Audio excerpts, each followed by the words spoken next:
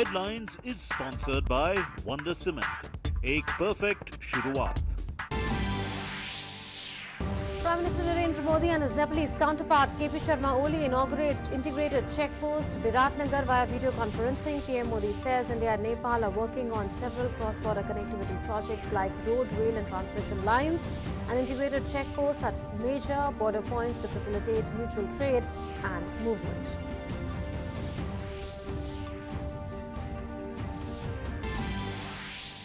Today is the last day to file nominations for the Delhi Assembly elections. Congress releases third list while BJP releases its second list of candidates. BJP fields Sunil Yadav against Delhi Chief Minister Arvind Kejriwal from New Delhi seat while Congress fields Ramesh Sabarwal.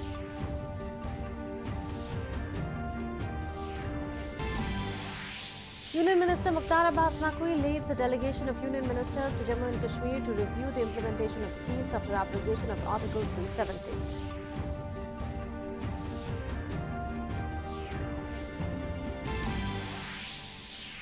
And in sports, Indian opener Shikhar Dhawan ruled out in the 5-match T20 international series in New Zealand due to shoulder injury. Dhawan injured his shoulder during the third ODI against Australia in Bengaluru. Headlines was sponsored by Wonder Cement. एक perfect शुरुआत. Hello and welcome. You're watching DD News and DD India with me, Munmun Bhattacharya. Our top story, Prime Minister Narendra Modi and his Nepalese counterpart KP Sharma Oli on Tuesday jointly inaugurated the second integrated checkpost at Jogbani, Biratnagar along the border. The project was launched jointly by the two leaders via a video link. The 140 crore rupees project will improve trade and people-to-people contact.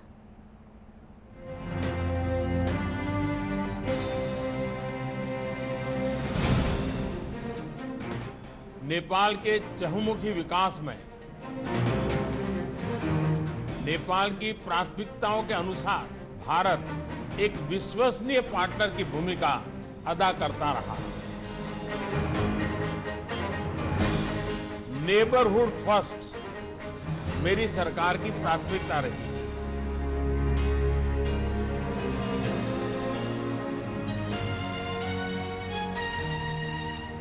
With the press of this button, the second integrated checkpost at Jogbani, Biratnagar was jointly inaugurated by Prime Minister Narendra Modi and Prime Minister of Nepal, KP Oli. A living example of India's neighborhood first policy, the second integrated checkpost has been built with Indian assistance with the aim to facilitate trade and people's movement across the India-Nepal border. This is the second joint developmental project to become functional within the last 5 months. Prime Minister Modi said that increased connectivity is key to India-Nepal ties since they are joined by much more than shared borders. Bharat और नेपाल कई cross border connectivity projects जैसे road, rail और transmission line पर काम कर रहे हैं। हमारे देशों के बीच सीमा के प्रमुख स्थानों पर इंटीग्रेटेड चेकपोस्ट आपसी व्यापार और आवागमन को बहुत सुविधाजनक बना रही है। The two leaders also reviewed the progress of the joint housing project to rehabilitate earthquake victims. India has assisted in reconstructing nearly 50,000 houses in Gorkha and Nuwakot districts. 45,000 have already been completed. Gorkha और नोवाकोट जिलों में घरों के पुनर्निर्माण में अच्छी progress देखकर मुझे बहुत संतोष मिला। हमारी कोशिश रही है कि हम इन घरों को बिल्ड बैक बेटर के सिद्धांत पर बनाएंगे और अर्थक्वेक रेजिलिएंट टेक्निक्स इसके इस्तेमाल से ये मजबूत और टिकाऊ बने। Prime Minister KP Oli said that Samridh Nepal, Sukhi Nepali motto finds resonance with Prime Minister Modi's Sabka Saath, Sabka Vikas, Sabka Vishwas motto. He called on both nations to unite in achieving these goals. The current government of Nepal has the aspiration of Samridh Nepal, Sukhi Nepali. Your government has a vision of Sabka Saath, Sabka Vikas and Sabka Vishwas. Let's work together to make our countries prosperous and our people happy. Timely completion of development projects, especially those providing a direct benefit to the peoples, has added a momentum to our relationship. In February 2016, an MOU was signed between India and Nepal, allocating US dollars 100 million to support reconstruction of 50,000 private houses. The housing reconstruction project in Gorkha and Nuwakot are covered under two partnership agreements with UNDP and UNOPS. India has contributed rupees 437 crore towards aid to beneficiaries. India has also been assisting Nepal in development of border infrastructure through several projects, including establishment of integrated checkposts at Birganj, Biratnagar, Bhairahava and Nepalganj. शुभकामना दिच्छू फेरी भेंट होला नमस्कार This New Year gift of an ICP at Jogbani, Biratnagar adds strength to India's ties with Nepal. With Rajkumar in Kathmandu, Bureau Report, DD News. Nepal's Finance Minister Dr. Yuba Raj Khatiwada said that the integrated check post or ICP in Biratnagar, inaugurated by the Prime Ministers of India and Nepal, will facilitate trade and reduce transaction cost of business. We have a ICP in Birganj, but many of the freight diverting through Kolkata also come to Biratnagar, and that would facilitate trade and particularly reduce the transaction cost for our business people. ICP would be helpful to also properly manage the customs and immigration included. We also have railway link, and thanks to the government of India for supporting Nepal's better connectivity across the border. So we'll also be having the railway connection to the ICP. As part of the public outreach program in the newly created Union Territory of Jammu and Kashmir, Union Minister Mukhtar Abbas Naqvi visited the Kashmir Valley today. Addressing newspersons, the minister said that Hunar Hub will be set up in every district to ensure skill development of the people living there. Skill development के जरिए रोजगार और रोजगार के मौके हमारे नौजवानों को मिल सकें। हमारे नौजवान जो है वो या तो अपना खुद का रोजगार खोल सकें और या फिर कहीं ना कहीं रोजगार हासिल कर सकें। उसके लिए स्किल डेवलपमेंट की बहुत ज़रूरत होती है, कौशल विकास की बहुत ज़रूरत होती है। उसका एक बहुत बड़े लेवल पर, बहुत बड़े स्तर पर हमने कार्यक्रम बनाया हुआ है, स्कीम बनाई हुई है और हर इलाके में हम हुनर हब के जरिए हर इलाके में हुनर हब का निर्माण हो, हर इलाके में हुनर हब बनाया जाए और उसमें बच्चे और बच्चियां अपने स्किल डेवलपमेंट के काम को करके रोजगार और रोजगार के मौके शुरू कर सकें। Union and Jal Shakti Minister Gajendra Singh Shekhawat addressed a program in Kathua and Jammu and Kashmir under the special outreach program in the UT. किस तरह का दर्द इस क्षेत्र के लोगों ने सहा है, मुझे लगता है कि उन घावों को भी वापस अब जब उसके ऊपर मरहम पट्टी होते हुए उसके वो घाव जब भरने लगे हैं तो उनको भी वापस याद करने की शायद अब जरूरत नहीं है। एक सुनहरा सूरज इस प्रदेश ने आजादी के 70 वर्ष बाद में देखा है और मुझे प्रसन्नता है और मैं अभिनंदन करना चाहता हूं आज इस मंच पर खड़े होकर के देश के प्रधानमंत्री नरेंद्र मोदी जी का कि उन्होंने इस ऐतिहासिक जम्मू कश्मीर की धरती पे वो सुनहरा सूरज उगाने का काम किया है। A three-day Global Investor Summit 2020 with the theme Explore, Invest and Grow is scheduled early this year in the twin cities of Srinagar and Jammu. As a precursor to this mega event, a pre-summit investors meet and curtain raiser of the event was held yesterday in New Delhi. MOS for Ministry of Development of Northeastern Region, Dr. Jitendra Singh, Lieutenant Governor of Jammu and Kashmir, Girish Chandra Murmu, along with other senior officers were present at the event. The event showcased investment opportunities available in 14 focus sectors to boost manufacturing and employment generation in the region. More than 350 delegates from various sectors participated in more than 45 business to government meetings that took place in this event. The creation of Union Territory was done with due diligence, due research, and a considerable thought.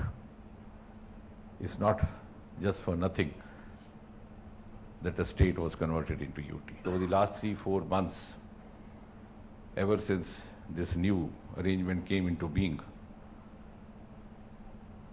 many of the held up projects have been put into track, and this is going to be an added incentive for the investors to come.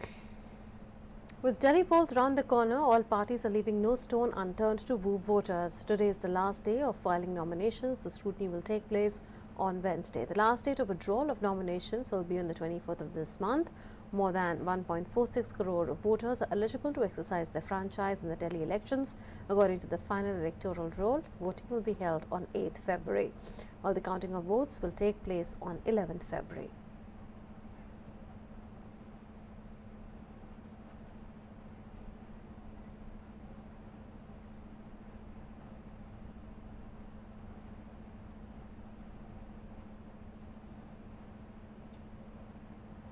The BJP on Tuesday released the second list of candidates for the Delhi Assembly polls, fielding State Yuva Morcha President Sunil Yadav from the New Delhi constituency against Chief Minister Arvind Kejriwal. The list was announced after midnight following the announcement of Shiromani Akali Dal to not contest the Delhi polls in alliance with the BJP due to its stand on the Citizenship Amendment Act.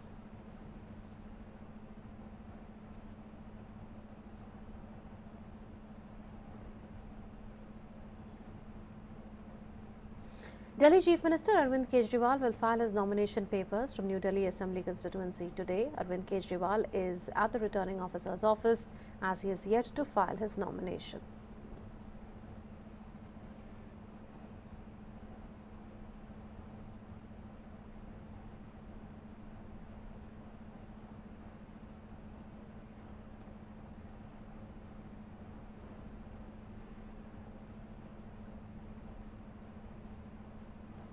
Congress announced another list of 5 candidates for Delhi elections. As per the list, Jai Prakash Panwar will contest from Mukesh Sharma, in fact from Vikaspuri, Praveen Rana from Bijwasan, Mohinder Chaudhary from Mehroli and Parvez Hashmi from Okla.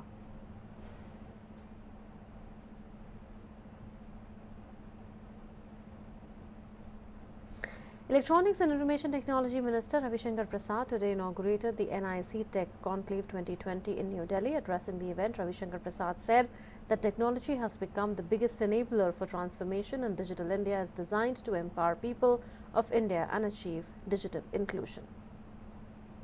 Digital India is designed to empower ordinary Indians with the power of technology. Digital India is designed to bridge a digital divide between digital haves and digital have-nots. Digital India must bring in digital inclusion. In India, we must have a proper understanding, practical understanding about data availability, number 1. Data utility, number 2. Data innovation, number 3. Data anonymity, number 4, and data privacy, number 5. The 50th annual meeting of the World Economic Forum opens in Davos, Switzerland today. This year's program focuses on achieving maximum impact on the forum's platform for public-private cooperation across 6 core areas of activity: ecology, economy, society, industry, technology and geopolitics. Among the initiatives to be launched at the annual meeting is one that aims to plant 1 trillion trees over the next decade and to equip 1 billion people with the necessary skills in the age of the 4th Industrial Revolution. Commerce and Industry Minister Piyush Goyal will lead the Indian delegation to the World Economic Forum. Besides, over 100 CEOs, political leaders including union ministers and chief ministers will take part in the 50th edition of the annual event.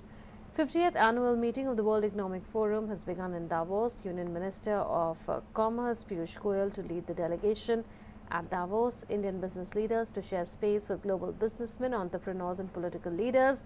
Global leaders like US President Donald Trump, German Chancellor Angela Merkel to participate in the World Economic Forum. Bollywood actress Deepika Padukone has been awarded the Crystal Award at Davos. Deepika Padukone has been awarded for the commendable work done in the field of mental health. World Economic Forum aims to bring together business, politics and educational global leaders to devise industrial outlook. The forum aims to uphold moral and intellectual integrity.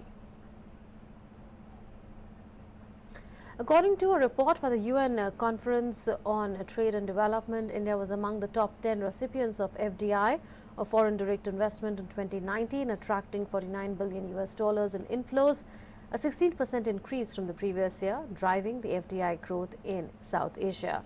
South Asia recorded a 10% increase in FDI to $60 billion. The growth was driven by India, with majority of inflows witnessed in services industries, including information technology. The Department for Promotion of Industry and Internal Trade, or DPIIT, has launched paperless licensing process for petroleum service stations such as retail outlets storing and dispensing petrol or diesel for motor conveyances. After the launch of paperless process, more than 300 licenses have been issued, and this initiative is going to benefit more than 70,000 petroleum pump owners and oil marketing companies. This initiative, the department said, is in line with the government's vision to promote ease of doing business towards paperless India that will provide simpler mechanism, and businesses. The authenticity of the license can be verified on Petroleum and Explosives Safety Organization's portal. Applicants at each stage of processing of the application will be intimated via SMS and email in case of discrepancy or grant of license or approval. Finance Minister Nirmala Sitharaman tweeted, taking India to new heights, leveraging technology, eliminating human bias with the hashtag of Hamara Bharosa. The faceless e-assessment scheme has brought transparency in the tax collecting process by eliminating any sort of personal interaction between taxpayer and income tax department. Here's a report on the initiative. Taking ahead Prime Minister Narendra Modi's vision of digital India and providing maximum ease in doing business, the Income Tax Department has brought a radical change in its functioning by launching the Faceless E-Assessment scheme in 2019. Faceless E-Assessment brings relief for taxpayers, increase in transparency, efficiency and improvement in quality of assessment. No personal interaction between taxpayers and income tax officers. CBDT selected 58,322 cases for faceless assessment. Digitally signed notices served in 44,285 cases. This scheme has helped in expeditious disposal of tax-related cases. Benefits of faceless e-assessment: better use of available resources, ease of compliance for taxpayers, transparency and efficiency in functioning, expeditious disposal of tax-related cases. Faceless e-assessment is turning out to be an important step towards providing better facilities to taxpayers and is also helping in solving all tax-related issues. In the earlier system, there was a lot of human interface involved between taxpayers and the department, causing inconvenience to the taxpayers. Faceless e-assessment has proved to be very beneficial in putting an end to this inconvenience and unnecessary hassle. Bureau Report, DG News. In a tragic incident, 8 Indian citizens, including 4 children, have died in Nepal. They were found unconscious in a hotel in Daman of Makwanpur district this morning. Nepal police spokesperson Shailesh Thapa Shetri told a Kathmandu correspondent that 15 Indian tourists had checked into a resort in Daman last night. They had booked 4 rooms, but 8 of them stayed in one room and turned on a gas heater to keep warm. Shetri said all 8 people were found unconscious in the morning and airlifted to Kathmandu for treatment. They were declared dead at the hospital. The deceased include 2 couples and 4 children. All of them were from Kerala. The bodies of the deceased have been handed over to their relatives after post-mortem. In international news, President Donald Trump's historic impeachment trial begins in earnest on Tuesday in the Senate, with Democrats calling for his removal from office and Republicans determined to acquit him, and quickly if possible. 4 months after the Ukraine scandal exploded and went on to overshadow the end of Trump's term, and 10 months before Americans go to the polls to decide whether to re-elect him, The 100 members of the Senate will gather with Chief Justice John Roberts presiding over the trial. The job of these lawmakers sworn in last week as jurors is to decide if Trump abused his office and obstructed Congress as charged in 2 articles of impeachment approved last month by the House of Representatives. They state that Trump tried to pressure Ukraine into interfering in the 2020 US election to help him win and then tried to thwart a congressional probe of his behavior. It will be only the 3rd time a president has endured an impeachment trial after Andrew Johnson in 1868 and Bill Clinton in 1999. China has confirmed that coronavirus is capable of spreading from person to person. A high-level expert team of China's National Health Commission confirmed people-to-people transmission of the novel coronavirus and infection of medical staff at a press conference in Beijing on Monday. China also said that scientists have completed the whole genome sequencing of the novel coronavirus. The Municipal Health Commission reported early on Tuesday morning that 15 medical workers in central China's Wuhan city have been diagnosed with pneumonia caused by the novel coronavirus plus 1 suspected case. One of the 16 patients is in critical condition while the rest are in stable condition. The World Health Organization panel will meet in Geneva tomorrow to determine whether to declare the outbreak a public health emergency of international concern, a rare designation only used for the gravest epidemics. The new coronavirus strain, first discovered in the central city of Wuhan, has caused alarm because of its connection to severe acute respiratory syndrome, which killed nearly 650 people across mainland China and Hong Kong in 2002-2003. The total number of people diagnosed with the new virus has risen to 218. Meanwhile, President Xi Jinping has said that safeguarding people's lives should be given top priority and that the spread of the epidemic should be resolutely contained. While some scientists believe that a seafood market in Wuhan is the center of the outbreak, some other patients could contract the new virus without having visited the city. Parts of southeastern Australia were pelted by hailstones the size of golf balls, big enough to smash car windows and injure birds. The hailstorms arrived in national capital Canberra yesterday afternoon, covering the ground with white balls of ice and leaves that have been stripped from trees. According to weathermen, the hailstorm is now headed east toward the coastal cities of Sydney, Wollongong and Newcastle. The Bureau warned that the cities could see possibly destructive winds, large hailstones and heavy rainfall. The hailstorm comes less than 24 hours after massive dust storms swept through New South Wales late Sunday afternoon, blanketing entire towns and blacking out the sun. Even though rain on Sunday evening brought some relief, washing away dust and for firefighters as well, but they were not enough to put out the flames and likely won't be enough to end the drought. Experts warn that as long as the drought continues, dust storms could continue happening with increasing frequency.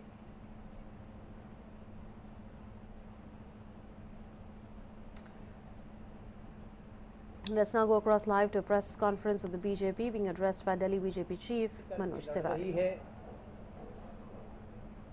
जिसमें कि Janata Dal United को 2 seat पे चुनाव लड़ने की जिम्मेदारी मिली है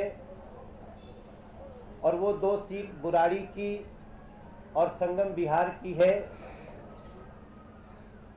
Janata Dal United ने वहां से अपने कैंडिडेट भी घोषित कर दिए हैं, जिसकी जानकारी थोड़ी देर में आपको संजय जी देंगे। और लोक जनशक्ति पार्टी 1 सीट पे अपना चुनाव लड़ रही है, अपनी कैंडिडेट दी है जो सीमापुरी विधानसभा है। लेकिन इन 3 सीटों पे गठबंधन के साथ साथ पूरी बाकी के 67 सीट पर भी जनता दल यूनाइटेड और एलजेपी का, लोक जनशक्ति पार्टी का पूर्ण समर्थन के साथ हमारे सभी प्रत्याशी जो भारतीय जनता पार्टी के हैं, वो दोनों दलों के संयुक्त गठबंधन में ये चुनाव लड़ रहे हैं और इस 2020 के चुनाव का परिणाम भारतीय जनता पार्टी के पक्ष में करने के लिए ये तीनों पार्टियां कमर कस ली हैं। भारतीय जनता पार्टी दिल्ली प्रदेश का प्रदेश अध्यक्ष होने के नाते हम जनता दल यूनाइटेड का, नीतीश कुमार जी का और लोक जनशक्ति पार्टी रामविलास पासवान जी का हम बहुत धन्यवाद करते हैं।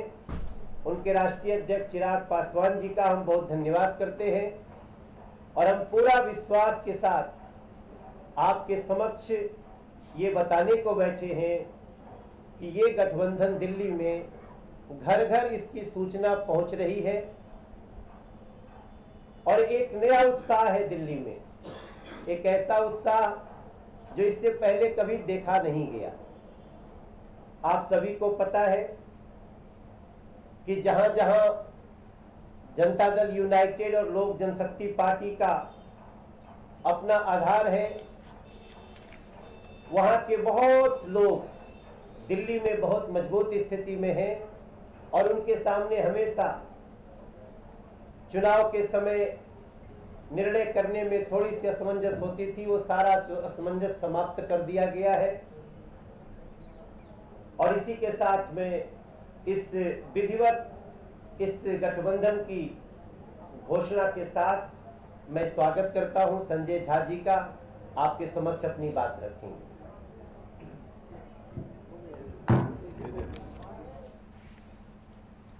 You were listening to Manoj Tiwari, BJP's Delhi chief, who was addressing a press conference on the seat sharing that is taking place between the BJP, JDU and LJP. Remember, these three parties are fighting the elections together in an alliance to the Delhi Assembly polls. That's it then in this edition of the news. News and updates will continue on DD News and DD India.